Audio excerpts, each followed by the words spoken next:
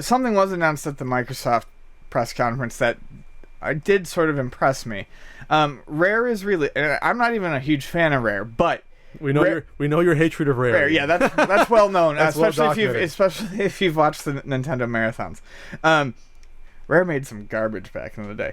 But Rare is releasing a replay pack on Xbox One for $30 with 30 games on it. That's $1 a game, and it's going as far back as like some of their NES titles like Snake Rattle and Roll and RC Pro-Am. Both really fun, by the way. Those games I do like. And then there are such popular ones as Conker's Bad Fur Day, which will sell the fucking package on its own. And then you get some of the newer... what was the newest one? I think... I think Perfect Dark Zero's on there. Banjo-Kazooie Nuts and Bolts. Perfect Dark Zero. Viva Pinata. Jetpack Refueled.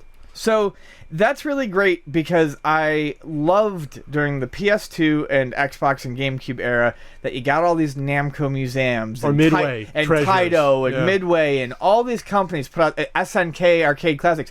They put out these great bundles and you got bang for your buck. That's what I'm saying. You got bang for your buck. And in the PS3 and 360 era, they suddenly realized, well, there's no value to us doing this when we can piece these out for $5 a piece on download services.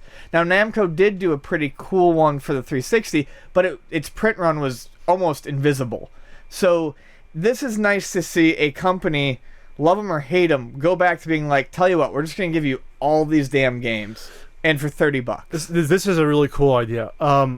Not just because I hope it sets a precedent. And this is cool because this is going across multiple generations of consoles. Usually when these come out, it's just all arcades, or if it's, say, the Activision anthology, it's all like the Activision games that were on Atari. Yeah. Or the Intellivision anthology or games from... This is going back... This is literally over 25 years of games. Yeah, this goes back to the arcade, NES... the games I even heard of, like Cameo Elements of Power. That was a launch title for Xbox 360. What's cool about this is that this is the first time I can remember that you have a compilation pack being put out on a competitive console that has Nintendo games on it. Sure. That's really cool that they're doing this, and Nintendo's probably not pleased, but they can't do anything about it. Like the fact that you have a Slalom on here, an RC Pro-Am, and Cobra Triangle, and Snake Rattle and Roll, and Digger T-Rock, and Solar Jetman, and Battletoads, and RC Pro-Am 2. That's really cool. And things like RC Pro-Am 2 are really expensive on the NES, and it's a good game, so now you get to play it on this pack for cheap. The first time I've heard of this being on a home console, Battletoads Arcade. Yeah, actually, wow. Which is a really good game. It's the best version of a really shitty game. it's a good game. Yeah. Getting Killer Instinct Gold, which is a fine port of combination of 1 and 2. Mm-hmm. Having that Blast Core, Banjo-Kazooie. This is Conker's Bad Fur Day. We'll talk about maybe in a few months if that affects the value of that game and brings it way down. It could. It really could. There's a chance. Perfect Dark Zero is a good game. This is Perfect Dark Zero was awful. But this is a good package to get, but it's only on Xbox One. I mean, that sort of deflates it. Wah, wah. Yes, it's like, man. Rare is Microsoft at this point. I mean, sure, I understand that, but it's just sort of like not even 360 as well. They're really trying to separate it finally.